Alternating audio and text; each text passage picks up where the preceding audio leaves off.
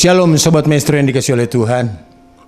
Saya Pendeta Dr. Yohanes Fransius dari GBT Kudus Raja atau sering disebut dengan Gereja Biru, beralamat di Taman Kopo Indah 2, Blok C1 nomor 1, Bandung, akan menemani Sobat Maestro dalam acara Renungan Singkat. Renungan singkat itu kami beri judul Segala Sesuatu Menjadi Mungkin ketika kita mau menindaklanjutinya, yaitu menindaklanjuti imajinasi kita. Mungkin Sobat Maestro bertanya, mengapa judul seperti itu?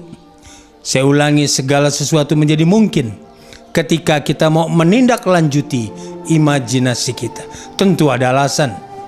Beberapa alasan antara lain, imajinasi adalah suatu kemampuan, yaitu kemampuan seorang untuk berpikir jauh ke depan, bahkan membayangkan, katakanlah angan-angan atau cita-cita yang kemungkinan bisa terjadi.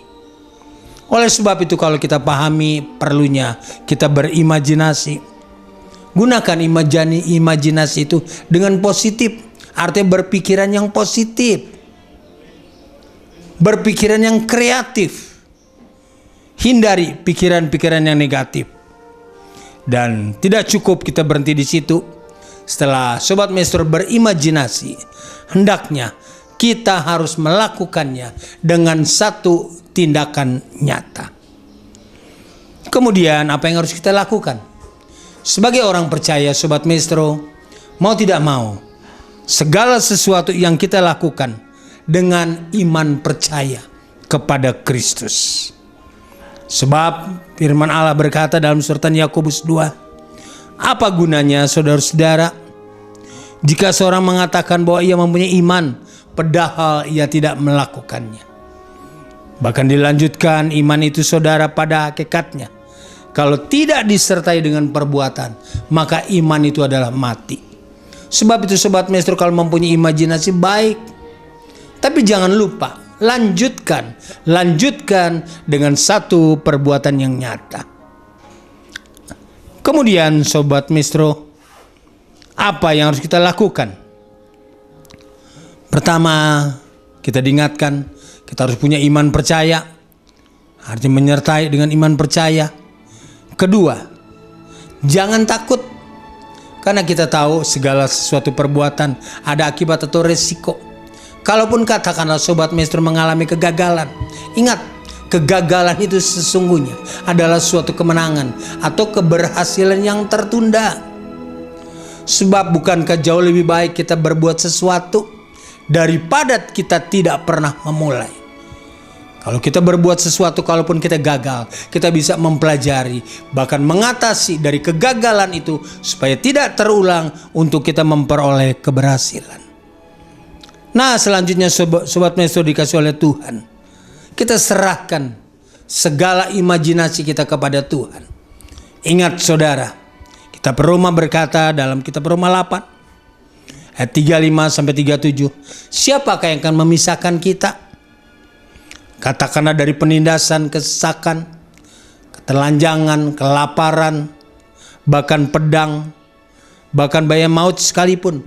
Ada tertulis, sepertinya saudara kita ini seakan-akan ada dalam bahaya maut sepanjang hari. Bahkan kita telah dianggap seperti domba-domba sembelihan yang sebentar lagi, katakanlah, kita akan mengalami kematian. Tapi kalau kita sungguh-sungguh dalam Tuhan, yang terjadi saudara, kita adalah lebih daripada orang-orang yang menang, sebab Dia mengasihi kita. Sekarang kita akan melihat lebih lanjut, di mana contoh? Kita akan melihat kisah kehidupan Esther. Mungkin saudara ingat bagaimana Esther ketika itu baru saja diangkat sebagai seorang pengganti daripada Ratu Wasti. Ketika dia mendengar bahwa ada umat Tuhan di luar istana tempat dia tinggal, itu umat Tuhan Yahudi, ketika itu mereka akan dimatikan, dibinasakan oleh seorang pribadi yang bernama Haman bin Hamedata. Ketika dia mendengar itu saudara, dia berseru pada umat Tuhan yang percaya untuk melakukan apa saudara? Doa puasa selama 3 hari 3 malam, tidak makan dan tidak minum. Nah kemudian berita yang didengarnya itu saudara, dia sampaikan kepada pamannya Mordekai, lakukan. Sebab tidak lama lagi aku akan menghadap raja yang bernama Ahasiweros. Dalam kerajaan Ahasiweros ada satu peraturan undang-undangan. Apabila dalam 30 hari seorang menghadap raja namun raja tidak menghendaki, maka pribadi akan bertemu itu akan mengalami kebinasaan yang sangat luar biasa. Karena Esther saudara mempunyai niat yang baik. Dia tidak mau melihat umatnya dibinasakan oleh Haman bin Hamedata. Maka dengan keberaniannya dia datang menghadap raja, dan yang sangat luar biasa, raja mengizinkan. Apa yang kau kehendaki? Kemudian singkat cerita, saudara tadi baca dalam kisah Esther 3-7. Singkat cerita, apa yang kau kehendaki? Dia menceritakan bahwa ada seorang yang mempunyai niat yang jahat. Siapa gerangan? Tanya Raja Ahasiweros, yaitu Haman bin Hamedata.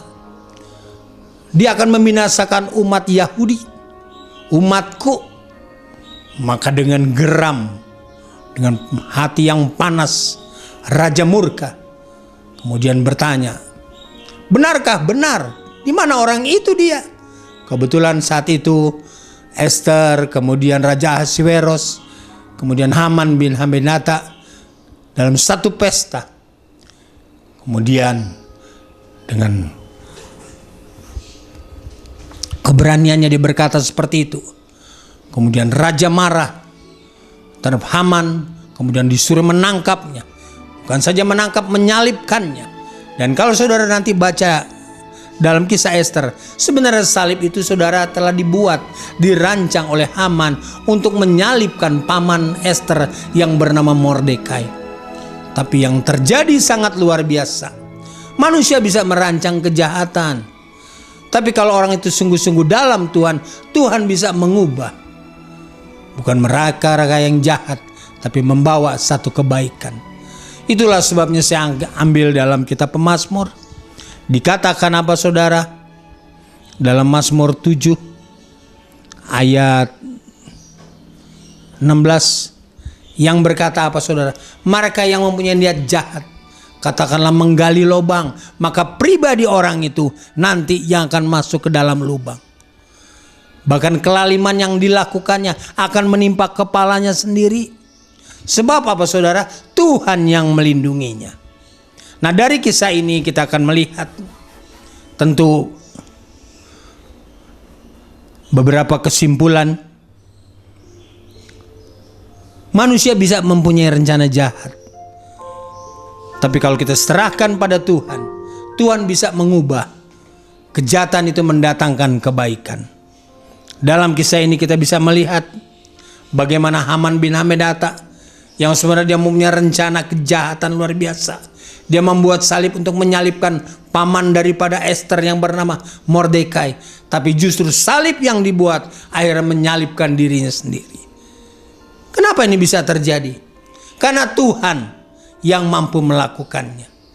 Sebab itu sobat maestro, manakala saudara barangkali dalam kesulitan apapun, saudara katakanlah melihat, wah banyak ancaman. Mungkin dalam bisnis saudara, dalam menyongsong masa depan saudara, karir saudara. Pegang janji Tuhan. Banyak kemalangan orang benar. Dalam Mazmur 34 ayat 20, banyak kemalangan orang benar. Tapi yang sangat luar biasa, Tuhan mampu meluputkannya. Nah itulah sobat maestro dikasih oleh Tuhan, sedikit renungan firman Tuhan yang bisa kami berikan buat saudara. Sebab itu menjelang terakhir, saya serukan jangan takut. Kalau engkau telah mempunyai konsep atau pemikiran, angan atau cita-cita, katakanlah itu merupakan imajinasi. Terus kembangkan imajinasimu. Tentu imajinasi yang baik, yang positif dan berkreatif. Kemudian tidak boleh lupa, libatkan Tuhan, libatkan Tuhan. Sebab ketika kita melibatkan Tuhan dalam segala perjalanan kita, Rasul Paulus katakan dalam suratan Filipi pertama ayat ke-6, ia yang memulai yang baik di antara kamu. Ia pula yang akan meneruskannya sampai pada akhir. Saya berharap Sobat Maestro, dimanapun saudara yang sempat mendengarkan berita ini, manakala saudara berimajinasi, manakala saudara berangan-angan, bercita-cita, jangan lupa libatkan Tuhan. Kalaupun katakanlah, wah ada resiko, ada kegagalan, maju terus. Kalau kita bersama dengan Kristus, saya percaya Tuhan tidak pernah tinggalkan kita sendiri. Nah, itulah Sobat Maestro yang dikasih oleh Tuhan, sebagian firman Allah yang bisa saya bagikan buat saudara sekalian.